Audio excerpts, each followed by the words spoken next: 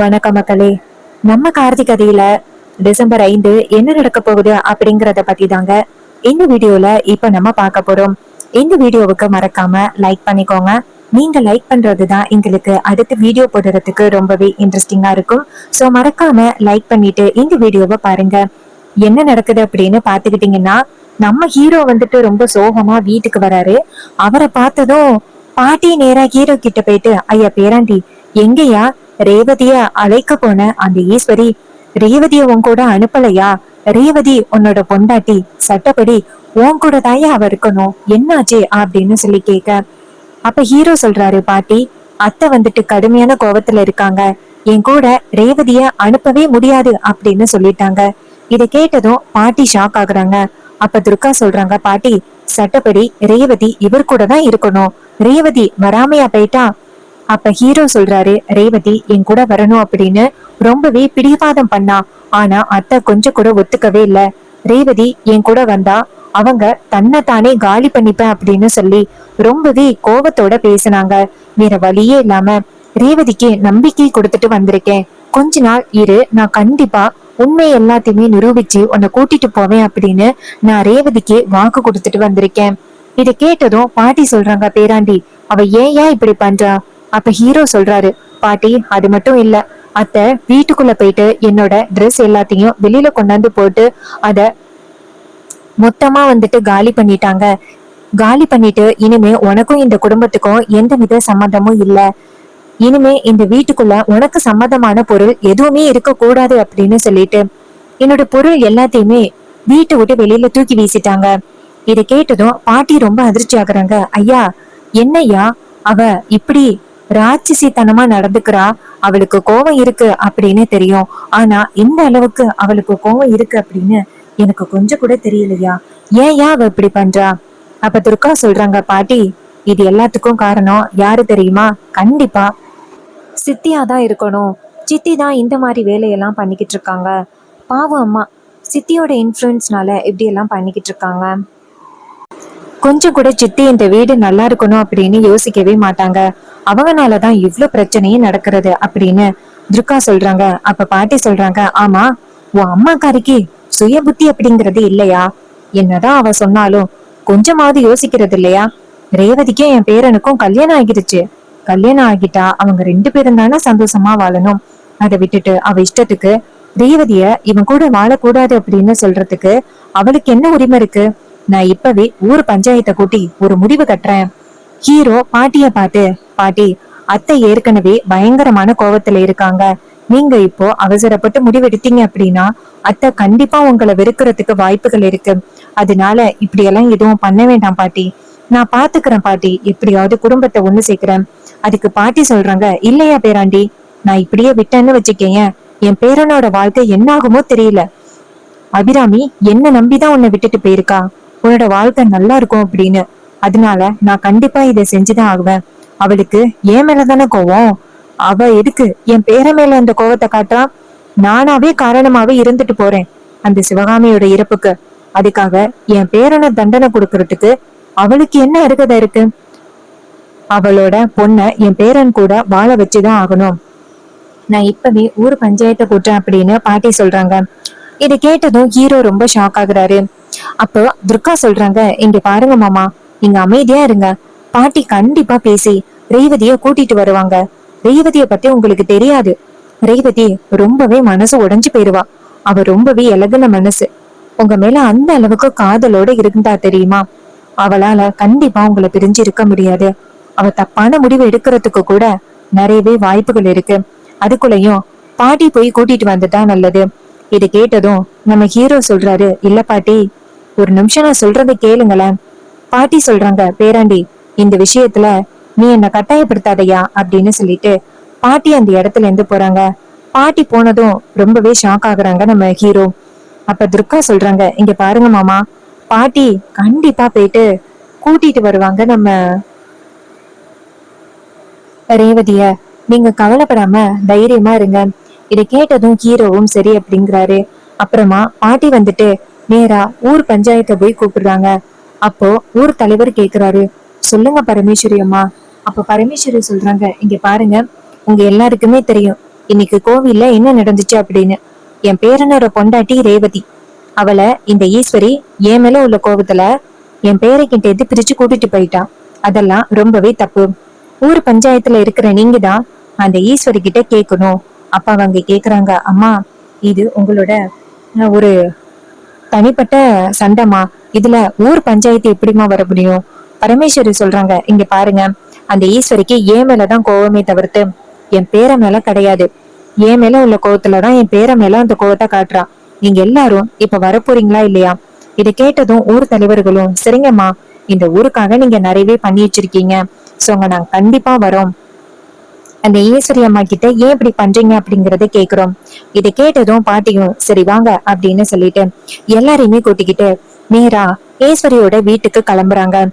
அப்போ பரமேஸ்வரி நினைக்கிறாங்க, ஈஸ்வரி இவங்க எல்லாரும் பேசுறத பார்த்து நீ கண்டிப்பா இன்னைக்கு ரேவதிய எங்க கூட அனுப்பி வச்சுதான் ஆகணும். அப்படி இல்லைன்னா இன்னைக்கு என்ன நடக்க போகுது பாரு அப்படின்னு பாட்டி வந்துட்டு நேரா கிளம்புறாங்க. அதே நேரத்துல ஒரு சில பேர் நேரா வில்லிக்கு போன் பண்றாங்க. வில்லி போன் அட்டென்ட் பண்ணி யார் பேசுறது அப்படின்னு கேட்க, அதுக்கு அவர் சொல்றாரு, இங்க பாருங்கம்மா, விருமனோட ஆளுதான் பேசுறேன். இது மாதிரி உங்க வீட்டுக்கு இப்ப பஞ்சாயத்துல இருந்து ஊர் தலைவர்கள் எல்லாரும் வந்துகிட்டு இருக்காங்க. அவங்கள இந்த பரமேஸ்வரி தான் கூட்டிக்கிட்டு வந்துகிட்டு இருக்கா. இதை கேட்டதும் வில்லி ஷாக் ஆகுறாங்க. என்னது, பரமேஸ்வரி ஊர் தலைவர்களை இங்க கூட்டிட்டு வராளா? அதான் கும்பாபிஷேகம் நடக்காது அப்படின்னு அக்கா திட்டவட்டமா சொல்லிட்டாலே, அப்புறம் எதுக்காக ஊர் தலைவர்கள் வராங்க? அதுக்கு அவர் சொல்றாரு, அம்மா கோவில் கும்பாபிஷேகத்தை பத்தி பேச வரல, ரேவதி அம்மாவை கார்த்தி கூட சேர்த்து வை அப்படின்னு சொல்றதுக்காக இந்த பரமேஸ்வரி ஊர் தலைவர்களை அழைச்சு வந்துகிட்டு இருக்கா. இதை கேட்டதும் ரொம்பவே ஷாக் ஆகுறாங்க நம்ம ஹீரோ. வில்லி ரொம்ப ஷாக் ஆகுறாங்க.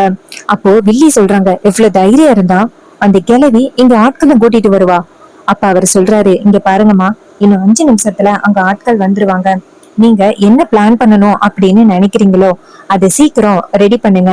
இதை கேட்டதும் அவங்க சொல்றாங்க, சரி நான் இப்ப உடனே ரெடி பண்றேன் அப்படின்ட்டு நேரா அவங்க அக்கா கிட்ட போயிட்டு, அக்கா உனக்கு விஷயம் தெரியுமா? ஈஸ்வரி கேக்குறாங்க, என்னடி என்னாச்சு? வில்லி சொல்றாங்க, அக்கா அந்த பரமேஸ்வரி ஊர் பஞ்சாயத்துல உள்ளவங்களை கூட்டிக்கிட்டு இங்க வந்துகிட்டு இருக்காளாம். ஈஸ்வரி கேக்குறாங்க, அவ எதுக்கு இங்க வரணும்? அதான் கும்பாபிஷேகத்துக்கு நான் ஈடுபட மாட்டேன் அப்படின்னு சொல்லிட்டேனே. அதுக்கு வில்லி சொல்றாங்க, அக்கா எதுக்காக தெரியுமா வராங்க? உன் பொண்ண கார்த்தி கூட அனுப்பி வைக்கணுமா, அதுக்காக பஞ்சாயத்து தலைவர்களை கூட்டிக்கிட்டு இங்க வந்துகிட்டு இருக்கா. இது கேட்டதும் ஈஸ்வரி செம்ம டென்ஷன் ஆகுறாங்க. அவளுக்கு எவ்வளவு தைரியம் இருந்தா இப்படி பண்ணுவா? அதான் நான் அவன் என் பொண்ணை அனுப்ப முடியாதுன்னு சொல்லிட்டேன்னு அவனோட துணிமணி அவனுக்கு சம்பந்தமானது எல்லாத்தையுமே வீட்டை விட்டு தூக்கி வீசிட்டு அவனுக்கு இந்த குடும்பத்துக்கும் சம்மந்தமே இல்லைன்னு சொல்லிட்டேனே, அப்புறம் என்ன தைரியத்துல அவ வரா? அப்ப வில்லி சொல்றாங்க, அக்கா ரேவதியோட கழுத்துல கட்டின தாலி இருக்குல்ல. இது கேட்டதும் ஈஸ்வரி ரொம்ப ஷாக் ஆகுறாங்க. ஆமா அப்படின்னு வில்லி சொல்றாங்க, அந்த தாலி அவ கழுத்துல இருக்கிற வரைக்கும் கார்த்தியோட பொண்டாட்டி தான் அவ சட்டப்படி, அதனால அவங்க என்ன வேணாலும் முடிவு பண்ணுவாங்க. இதை கேட்டதும் ஈஸ்வரி ஷாக் ஆகுறாங்க. அப்போ வீட்டுக்கு வெளியில சத்தம் கேக்குது. பரமேஸ்வரி சத்தம் போடுறாங்க, ஈஸ்வரி வெளியில வா அப்படின்ட்டு. அப்போ ஈஸ்வரி அங்கிருந்து வெளியில வராங்க. என்ன வேணும் உனக்கு அப்படின்னு. அதுக்கு பாட்டி சொல்றாங்க, இங்க பாரு, எங்க வீட்டு மருமகளை எங்க வீட்டுக்கு அனுப்பு அப்படிங்கறத கேக்குறதுக்காக வந்திருக்கோம். ரேவதி எங்க வெளியில வர சொல்லு அப்படின்னு. ஈஸ்வரி சொல்றாங்க, இங்க பாரு, உங்க வீட்டு பொண்ணா? அவ ஏன் பொண்ணு. நீ நடிச்சு பித்தலாட்டம் பண்ணி உன் பேரனை என் வீட்டுக்கு அனுப்பி என் பொண்ணை ஏமாத்தி கல்யாணம் பண்ணுவீங்க. அது எல்லாத்தையுமே நான் வேடிக்கை பார்த்துக்கிட்டு இருப்பேனா? இப்ப எதுக்கு ஊர் மக்களை கூட்டிக்கிட்டு வந்துகிட்டு இருக்கேன்? அப்ப பரமேஸ்வரி சொல்றாங்க, நியாயத்தை கேக்குறதுக்காக தான் கூட்டிட்டு வந்திருக்கேன்.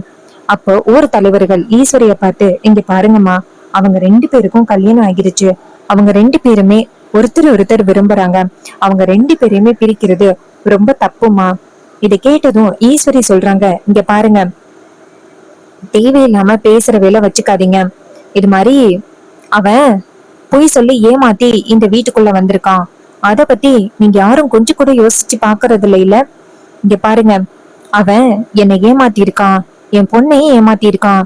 அப்போ ரேவதி அந்த இடத்துக்கு வராங்க. அம்மா அப்படின்னு ஈஸ்வரி ரேவதிய பார்த்து, ஏய் நீ இப்ப எதுக்குடி இங்க வந்த, உள்ளார போடி அப்படின்னு.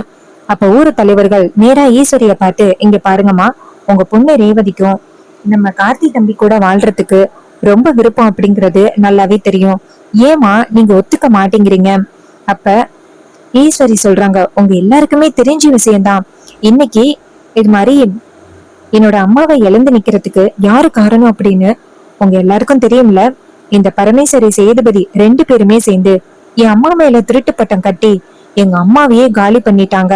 அப்படிப்பட்ட ஒரு குடும்பத்துக்கா என் பொண்ண வாழ வைக்க அனுப்ப முடியும்? கண்டிப்பா என் பொண்ணு அங்க நல்லபடியா வாழ்றதுக்கு வாய்ப்பே இல்ல. இதை கேட்டதும் ஊர் தலைவர்கள் கேக்குறாங்க, இங்க பாருங்கம்மா, அதுக்கு அவங்க ஒண்ணும் காரணம் இல்லம்மா. அது ஏதோ சூழ்நிலையால நடந்துருச்சு. அது நடந்து 30 வருஷம் ஆகிருச்சுமா.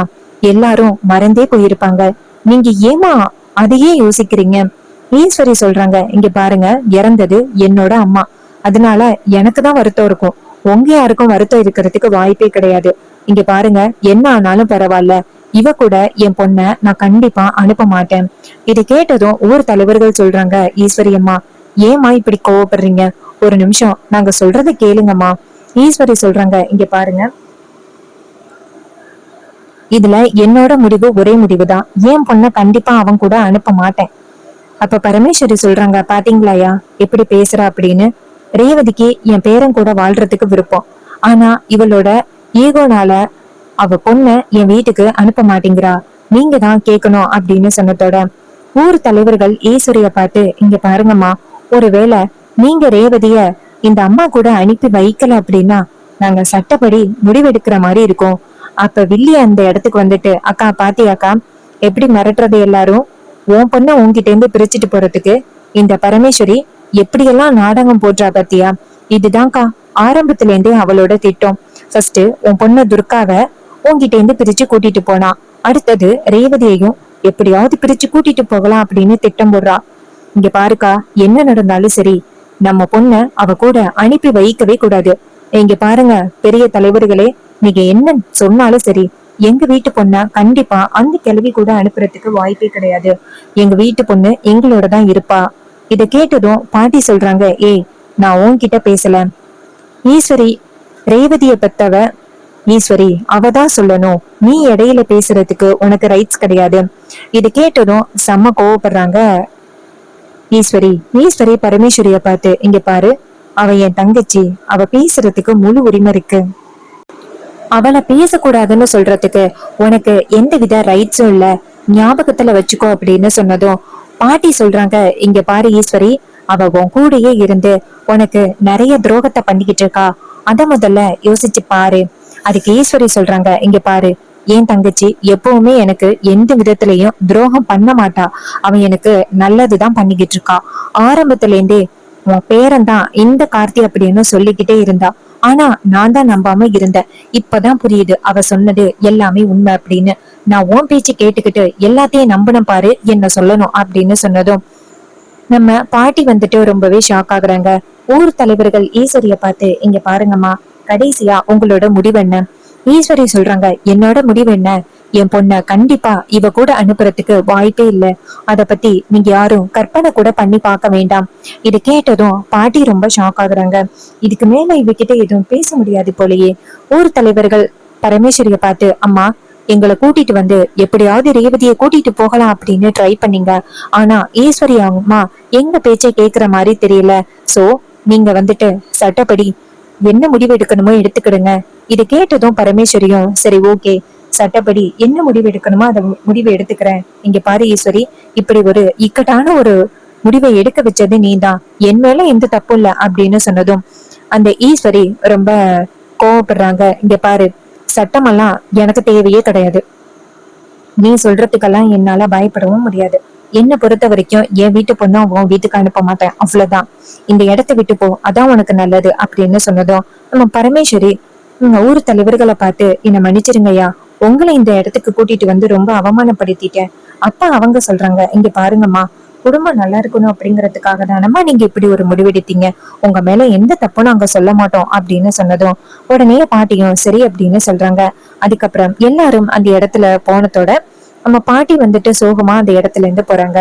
சோ இந்த கதை உங்களுக்கு பிடிச்சிருந்துச்சுன்னா இந்த வீடியோவுக்கு மறக்காம லைக் பண்ணிக்கோங்க. நம்ம சேனலை சப்ஸ்கிரைப் பண்ணிட்டு பக்கத்துல உள்ள பெல் ஐகானையும் கிளிக் பண்ணி ஆல்னு செட் பண்ணிக்கோங்க. அப்பதாங்க அடுத்த வீடியோ போடும்போது உங்களுக்கு நோட்டிபிகேஷன் வரும். பார்க்கலாம். தேங்க்யூ ஃபார் வாட்சிங்.